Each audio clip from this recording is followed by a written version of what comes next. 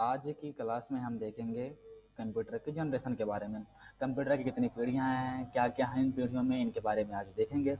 चलिए हम बात करते हैं फर्स्ट जनरेशन की। तो फर्स्ट जनरेशन की जो शुरुआत हुई थी वो 1945 से 1954 के बीच में फर्स्ट जनरेशन की शुरुआत हुई थी। अगर फर्स्ट जनरेशन में देखा जाए तो किसका प्रयोग किया गया? वैक्यूम ट्यूब का। वो इलेक्ट्रॉनिक सिग्नल के कारण किया गया था, क्योंकि जब इलेक्ट्रॉनिक सिग्नल जो प्रेस करता था बाइनरी नंबर पर आधारित था। जब लाइट आती थी तो वन सिग्नल प्रेषित करता था, और लाइट जब चली जाती थी तो सिग्नल प्रेस जीरो करता था। लेकिन अब इसमें जो हम डाटाबेस पर काम कर रहे हैं वैक्यूम ट्यूब पर फर्स्ट जनरेशन के अंतर्गत, इसको सेव करने की आवश्यकता पड़ती थी। तो हम सेव करने के लिए मैग्नेटिक टेप का प्रयोग करना स्टार्ट कर दिया। अब जब हम मैग्नेटिक टेप का प्रयोग कर रहे हैं तो यह जो काम कर रहा था वो बैच प्रोसेसर ऑपरेटिंग सिस्टम पर आधारित था। बैच प्रोसेसर का मतलब ये होता है कि जैसे कि अगर हम प्रोसेस का काम दें, जितने सारे प्रोसेसर काम रहे हैं उसके नीचे एक बैच प्रोसेसर का बन जाता। इनपुट देने का अगर हम कार्य कर रहे हैं तो एक बैच पूरा इनपुट का बन जाता। अगर हम आउटपुट की बात करें तो एक बैच पूरा आउटपुट का बन जाता। तो हम उसे बैच वाइज ही प्रोग्राम दे सकते थे। आज के जो प्रोग्राम है वो मल्टी टास्किंग है, लेकिन पहले के जो प्रोग्राम थे वो बैच वाइज थे, वो सीक्वेंसिंग लेवल पर सारे कार्य करते थे। इसमें 3 कंप्यूटर मुख्य माना जाता है, जिसको मार्क 1 भी थे, ये सारे कंप्यूटर भी हैं। और इनमें जो डाला गया वो पंच कार्ड के माध्यम से प्रोग्राम डाला गया था, और इसमें पंच कार्ड मेमोरी का इस्तेमाल किया था जो सिर्फ सेव करने के लिए किया गया था। अगर हम बात करें सेकंड जनरेशन की, सेकंड जनरेशन की बात करें तो सेकंड जनरेशन की शुरुआत हुई थी 1955 से 1964। 1955 से 1964 के बीच में आया था ट्रांजिस्टर टेक्नोलॉजी। कौन सी टेक्नोलॉजी? Transistor technology. इसकी जो स्पीड को मापा गया वो मापा गया माइक्रो सेकंड। इसकी स्पीड को मापा गया माइक्रो सेकंड में।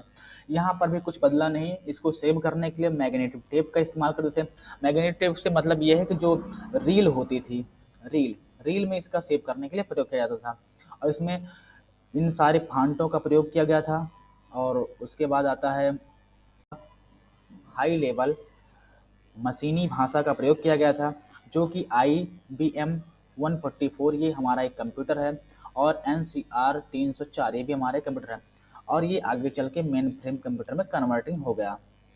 अगर देखा जाए सेकंड जनरेशन में, तो सेकंड जनरेशन में ट्रांजिस्टर टेक्नोलॉजी का बेस्ट प्रयोग किया गया था।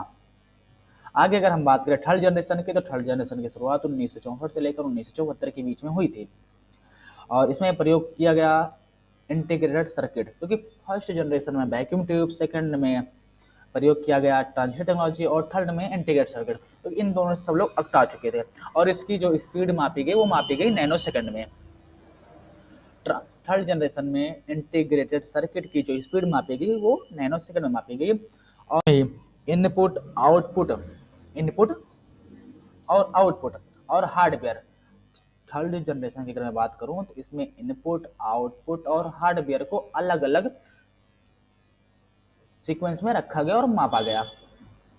और ये एक ऐसा कंप्यूटर था जो रियल टाइम ओएस, अभी तक जो सिस्टम चलते थे उसमें टाइम की फ्रीक्वेंसी हम ऑटोमेटिक नहीं सेट कर सकते।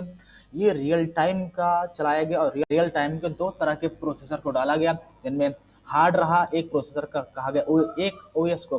रियल टाइम ओएस में 2 तरह के ओएस डाले गए, जिनमें से एक ओएस हार्ड रहा और दूसरा ओएस की बात करो तो सॉफ्ट रहा।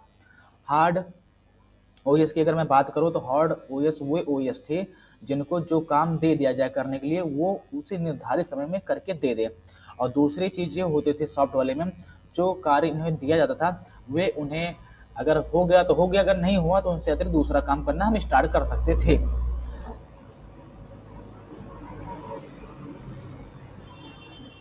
इसमें इसमें यूज होने वाले थर्ड जनरेशन में यूज होने वाले कंप्यूटरों के नाम IBM 360, पी PDP-8, PDP-11, और यही फर्स्ट PDP PDP-8 पहला मिनी कंप्यूटर बना। आगे अगर बात करें फोर्थ जनरेशन, आगे अगर हम बात करें फोर्थ जनरेशन की, तो फोर्थ जनरेशन 1975 से लेकर 1989 तक चलाया गया। इसमें माइक्रो प्रोसेसर टेक्नोलॉजी का प्रयोग किया गया। इसमें जो माइक्रो फोर्थ जनरेशन में माइक्रो प्रोसेसर टेक्नोलॉजी का प्रयोग किया गया, जो कि इंटेल 4004 का प्रयोग किया गया। यह फर्स्ट माइक्रो प्रोसेसर कंप्यूटर बना जाके आगे, जिनमें हार्ड डिस्क जिसमें हार्ड डिस्क यह मल्टीमीडिया पर आधारित था।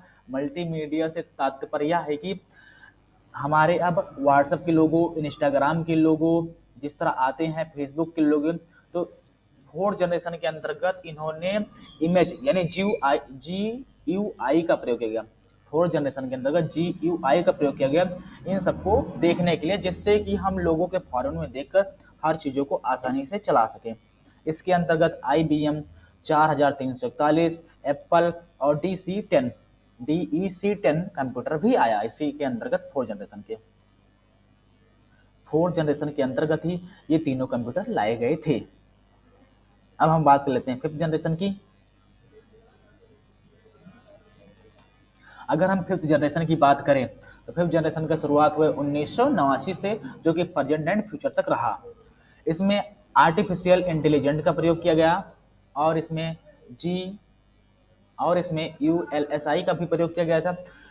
फिफ्थ जनरेशन में लैपटॉप बनाए गए, HD क्वालिटी के स्मार्टफोन और कैमरे भी आने स्टार्ट हो गए, और इसमें रोबोट भी बने, जो कि फिफ्थ जनरेशन की अगर मैं बात करूँ तो इसमें IQ लेवल का भी प्रयोग किया गया।